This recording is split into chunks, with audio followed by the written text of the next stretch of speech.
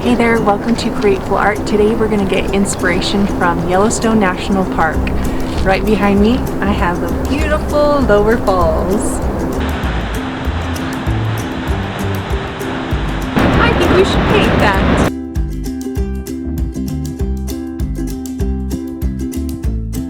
If this is the first time that we have met, I am a full-time traveling artist. I'm traveling to all 50 states and painting what inspires me in each one of those states. I take you guys on this journey with me, and while I go, I hope I inspire you and teach you guys how to paint. If that sounds wonderful to you, go ahead and hit that subscribe button, the bell next to it. Okay, so let's get started. So the first step that I'm going to do is I'm going to paint the whole background, and I'm going to be painting it my orange color in this color scheme. So what this is going to do is this is going to pull all of my colors together. It's going to come and brighten my painting. So go ahead and fill that in. It doesn't matter if you have streaks. As you can see, there's already quite a glow to it. You can go ahead and let that dry. Okay, so this step I'm going to block in my shapes, and it helps to have a reference photo. If you want to get the reference photo for this, go ahead and click right here or in the description to become a Createful Art member. So I'm going to go ahead and block in each one of my shapes, okay? And specifically, I'm going to block in my waterfall. Now, when I look at my waterfall, it's pretty much right in the center. So I need to put it right in the center because my reference photo will show that, and I picked the right composition that I wanted. So I'm just going to take it and I'm going to make it white for now. And I'm following the shape, and then I'll come back in and I'll add layers over that. Now it's really important to get your composition correct. So take your time in this step. Now here's some tips when you're painting this. Just go ahead and be loose with it. You don't have to have every single detail in there. You just need to get the feeling of the place that you're in.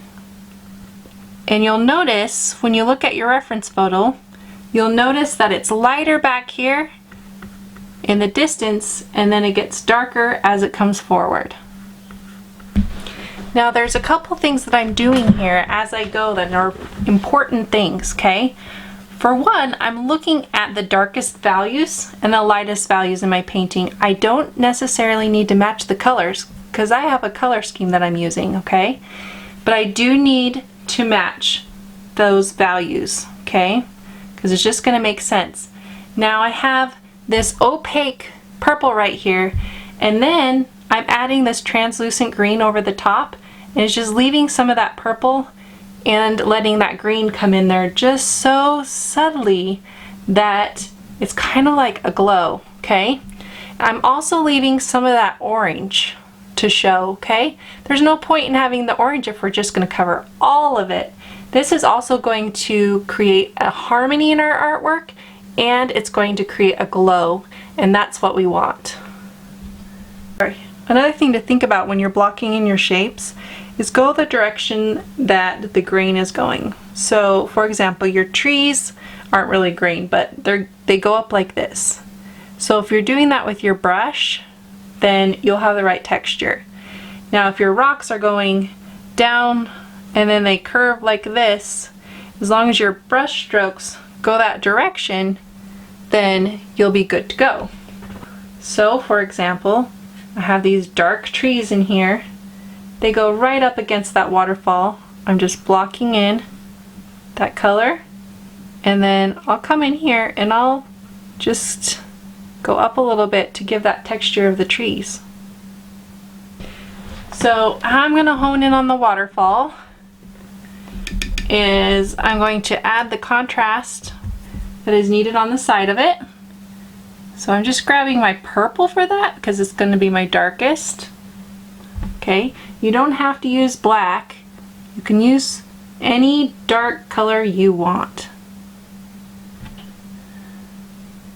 Okay, and it's kind of important I get this one right because it is a very iconic waterfall. I'm going to take off some of that water that got on my brush. Okay, the water's just ruining what I did. Okay, sometimes when I clean out my brush it does that. Okay, so I'm coming over here and I'm shaping this waterfall with the shadow. Okay, that's the shape on that side.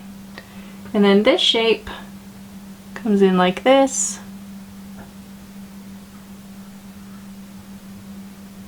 And it's pretty much a straight line going down on this side. All the water particles that are coming up. So what I like to do is I just like to wet down my brush, have a little bit of that color, and glaze. Okay, so it kind of just goes right into there. Okay, and then I'm going to find some of these dark places on this rock formation here, and I'm going to come in with my purple and I'm going to add in the shadow part. So this will make this all come together. Okay, and then with your waterfall you also have to have some shadow coming in here. Okay, so I'm going to take my blue and I'm going to add in that shadow. And I may need to lighten it up or gray it down. Okay, so it's not so contrasty, but I can always go over the top as well. Okay, I'm just going to add a little bit of the light blue. Okay, and then I'm going to tone down some of these areas. Remember, it's going down. Okay, I'm going to take a line across. Now I'm going to add white over the top, but it's not really completely white. Okay, it's just a light bluish color. Okay, and where that whitest white is, I'm going to add it there. Take the purple, and there is this bit of land that comes in here. Okay, and it stops this waterfall right here, comes in. You'll still see where the water's moving to, but you have these bits of land here. Okay, and the same thing goes for the river part right here. You have to have that contrast. So come in here and add it in here, right next to it. Okay, it doesn't matter if it's purple or dark green. I don't care. You just have to have it. There's a really light part of the rock right there. So I'm adding that in. Okay, and then I take that color and I move it throughout the rocks to give it more dimension.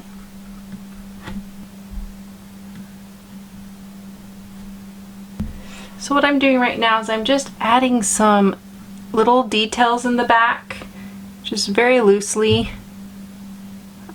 with some cool and then warm colors. So I'm getting in these rock formations and layering, okay? And the layering is what's really important. It's what makes it look realistic, okay? But even though this is an impressionistic painting, see, you don't have to have it all perfect because of that.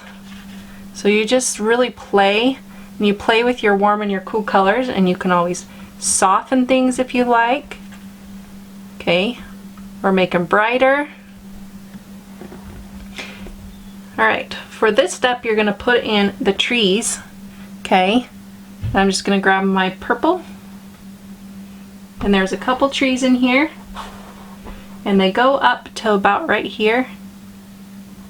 So I'm just going to make a line, make that line go down.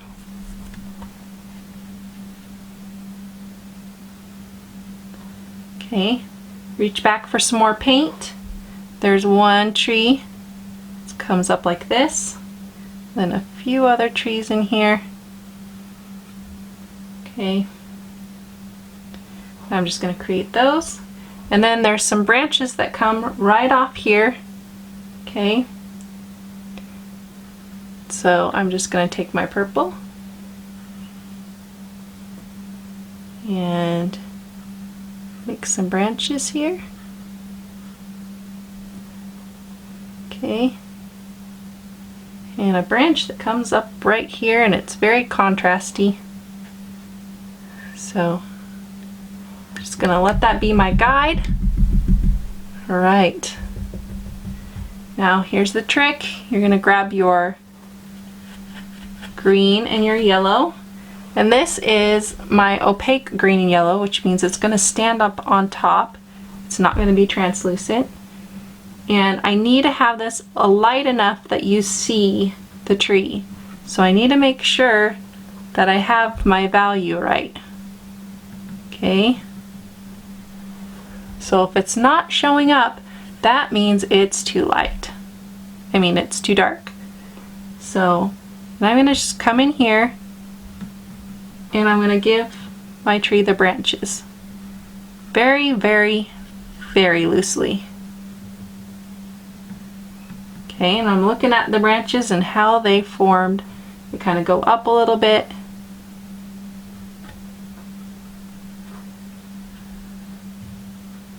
Just remember to be very loose. Grab your green, your yellow. What's great about it, and what's great about painting loosely like this, is you don't have to be all detailed. Okay. Now this is some pretty branch right here, okay? It's gonna contrast with that blue, and it's just basically yellow. So I'm just gonna add a little bit of it. Make sure I mix it with white so that it'll stand on top.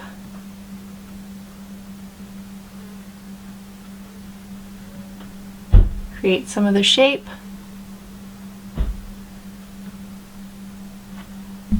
The last step is you're going to do your final touches, and this is all personal preference, okay? But I'm just going to come in here and kind of soften some of the areas, add cool colors where I want it to go. When you're doing your, I had to turn on my air conditioning.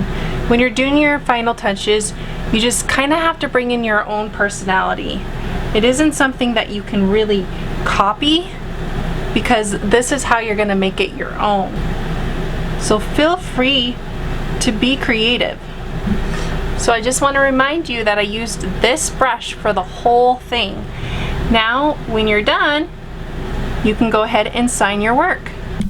Okay, I just want you guys to know that this original will be for sale on my site, as well as this one, and many more originals over on my website. It's ashleykrieger.com.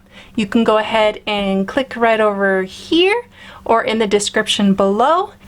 Thank you so much for watching. I hope you enjoyed this video and you learned a lot. If you want to learn more about color theory and you want to get weekly art lessons to help you become a better artist, go ahead and click right over here.